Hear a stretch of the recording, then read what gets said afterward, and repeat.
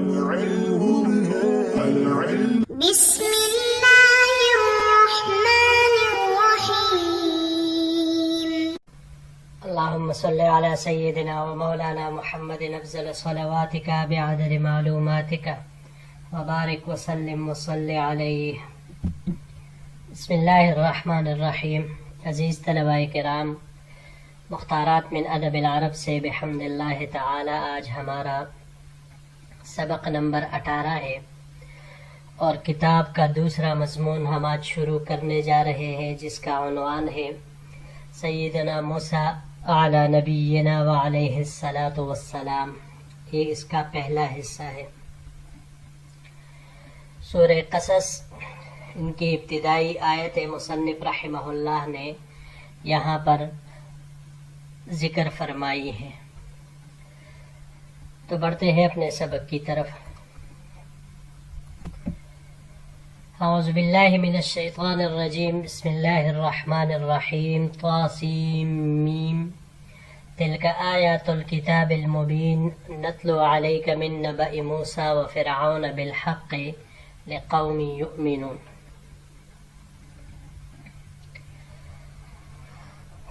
سورہ قصص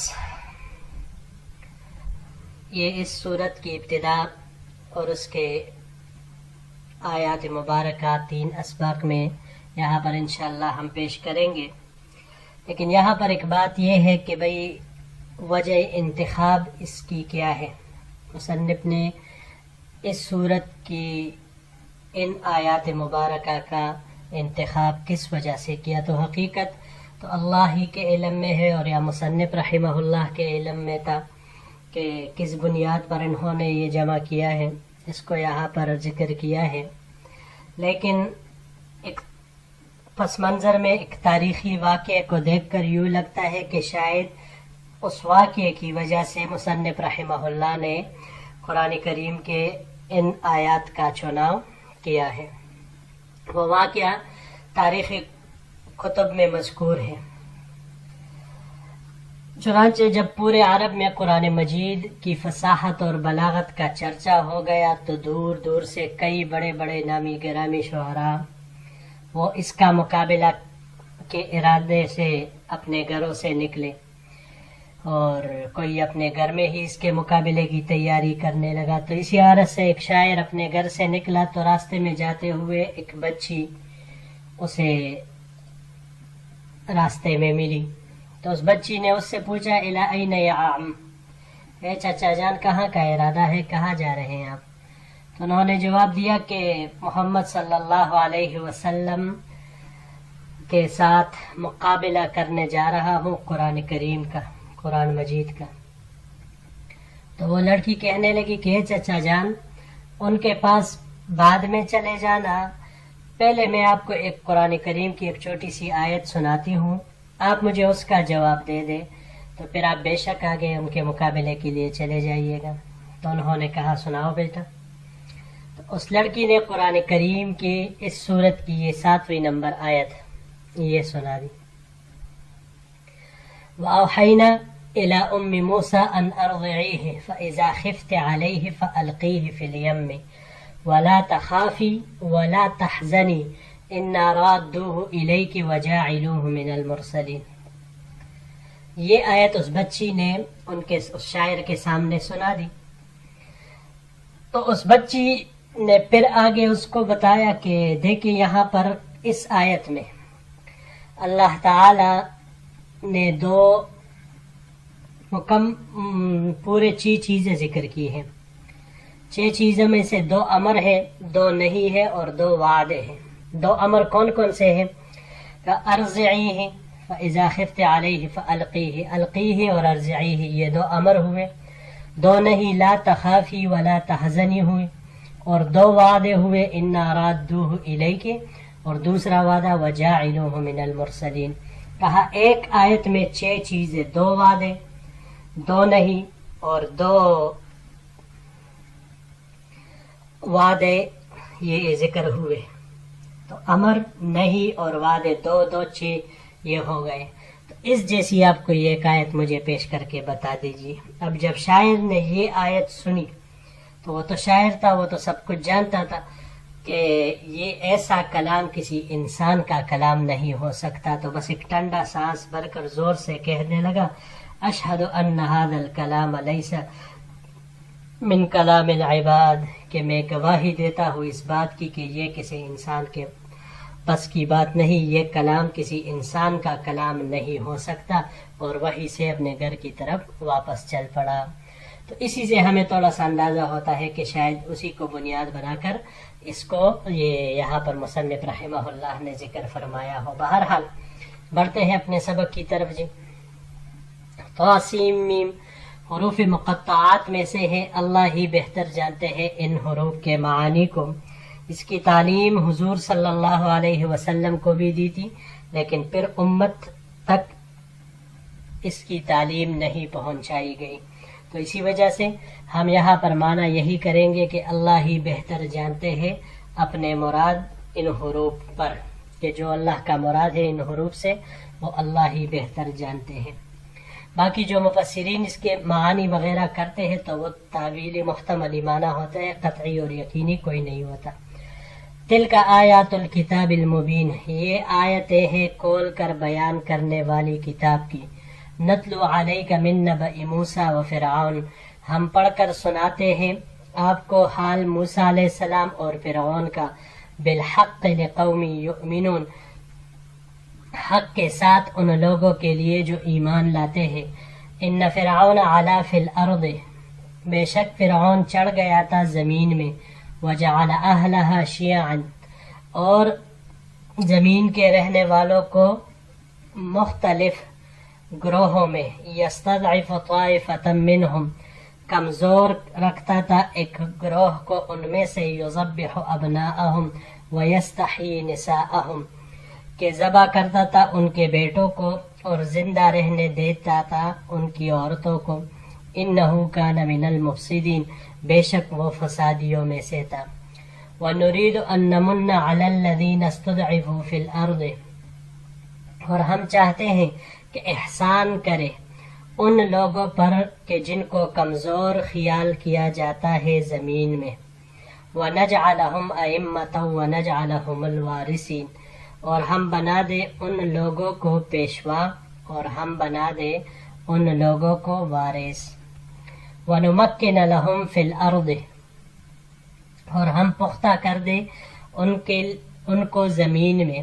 وَنُرِيَ فِرْعَوْنَ وَهَامَانَ وَجُنُودَهُمَا، اور دکھا دے ہم فرعون، حامان اور ان کے لشکروں کو۔ منہم ما کانوا یحذرون، ان کمزوروں کے ہاتھوں سے کہ وہ چیز جس سے وہ ڈرتے ہیں۔ وَأَوْحَيْنَا إِلَىٰ أُمِّ مُوسَىٰ أَنْ أَرْضِعِيهِ، اور ہم نے وحی بھیجی موسیٰ علیہ السلام کی والدہ کی طرف کہ اس بچے کو دودھ پلاتے رہیں۔ فَإِذَا خِفْتِ عَلَيْهِ فَأَلْقِيهِ فِي الْيَمِّ، پھر جب تم خوف کھاؤ اس پر تو ڈال دو اس کو دریا میں۔ وَلَا تَخَافِي وَلَا تَحْزَنِي، اور نہ خوف کھاؤ اور نہ غمگین ہو۔ إِنَّا رَادُّوهُ إِلَيْكِ، بے شک ہم لوٹا دیں گے اس کو تمہاری طرف۔ وَجَاعِلُوهُ مِنَ الْمُرْسَلِينَ، اور ہم بنانے والے ہیں اس کو رسولوں میں سے۔ جی یہاں پر یہ چند الفاظ ہے، اس کی تحقیق کر لیتے ہیں۔ پہلا یہاں پر اعلیٰ، اعلیٰ یہ باب نصارہ سے یہاں پر استعمال ہوا ہے، مصدر اس کا علوًا آتا ہے، بلند ہونے کے معنی میں، غالب ہونے کے معنی میں بھی آ سکتا ہے۔ باب فتح سے بھی یہی اسی معنی میں علاءً مصدر اس کا آتا ہے پھر، لیکن باب فتح جب اس کے صلہ میں فی آ جائے جیسے علا فی الارض تو پھر یہ تکبر کرنے کے معنی میں آتا ہے۔ پھر اس کے علاوہ یہ باب تفعیل سے تعلیتاً چڑھنے کے معنی میں آتا ہے، اور باب تفاعل سے تعلین آہستہ آہستہ چڑھنے کے معنی میں۔ شیعاً، شیعہ یہ گروہ کو کہا جاتا ہے، اس کے یہ ایک ایسا لفظ ہے جس میں مذکر مؤنث واحد تثنیہ جمع سب ایک برابر ہے۔ کثرت استعمال کی وجہ سے اور موجودہ زمانے کے اعتبار سے یہ ان لوگوں کے لیے بولا جاتا ہے شیعہ جو کہ اپنے آپ کو حضرت علی رضی اللہ عنہ کے طرفدار سمجھتے ہیں. باب تفاعل سے تشیعاً شیعہ ہونے کا دعویٰ کرنا اس معنی میں یہ آتا ہے. وَيَسْتَحِي حی باب سمعہ سے حیاتن حیاءن دونوں طرح مصدر اس کے آ سکتے ہیں. حیاءن آ جائے تو منقبض ہونے کے معنی میں اور حیاتن ہو تو پھر زندہ رہنے کے معنی میں یہ آتا ہے. اس کو اگر ہم باب تفعیل سے لے لیں، باب تفعیل سے بھی تحیتن تحیتن سلام کرنا، یا عربی میں کہا جاتا ہے حیاک اللہ، حیاک اللہ و بیاک اللہ، حیاک اللہ کہنے کے معنی میں. اس کے علاوہ اس کو ہم باب افعال سے بھی لے سکتے ہیں. باب افعال سے احیاء مصدر اس کا آئے گا زندہ کرنے کے معنی میں. اگلا لفظ ہے جی ان نمنا، نمنا یہ منن سے ہے، باب نصرہ سے یہاں پر استعمال ہوا ہے. منن منتن احسان جتلانے کے معنی میں یہ آتا ہے.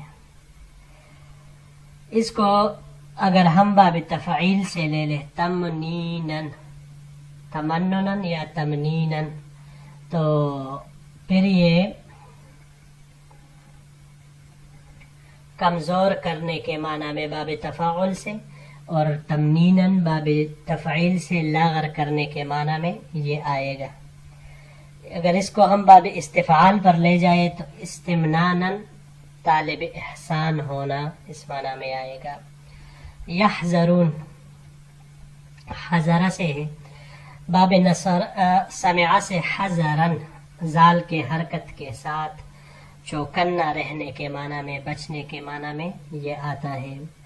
اس کو اگر ہم باب تفعیل سے لے لے تحذیرن تو خوف دلانے کے معنی میں یہ آئے گا، اور باب افتعال سے لے لے احتضارن تو پھر بچتے رہنے کے معنی میں یہ استعمال ہوگا. فی الیم یم یہ مصدر ہے، یہ سمندر کو بھی کہا جاتا ہے، بڑے سام کو بھی کہا جاتا ہے یماما. باب نصرہ سے یمن یہ سمندر میں پھینکا جانا اس معنی میں یہ آتا ہے. اگر اس کو ہم باب تفعیل سے لے لیں تیمیمن تو پھر تیمم کرنے کے معنی میں آتا ہے، اور باب تفاعل سے تیمن یہ قصد کرنے تیمم کرنے کے معنی میں آئے گا. رادوہ رادوہ رددا یہ باب نصرہ سے ردن مردن دونوں طرح یہ پیرنے کے معنی میں استعمال ہوتا ہے. اس کو اگر ہم باب افعال سے لے لیں اردادن تو جوش میں آنے کے معنی میں یہ استعمال ہوگا. اس کے علاوہ یہ باب مفاعلہ سے یہاں پر استعمال ہوا ہے مرادتن یا ردادن واپس کر دینے کے معنی میں آتا ہے. باب افتعال پر اس کو اگر لے جائے ارتدادن معاذ اللہ تو دین سے پھر جانے کے معنی میں یہ آتا ہے. جی بڑھتے ہیں اگلے آخری سلائڈ کی طرف.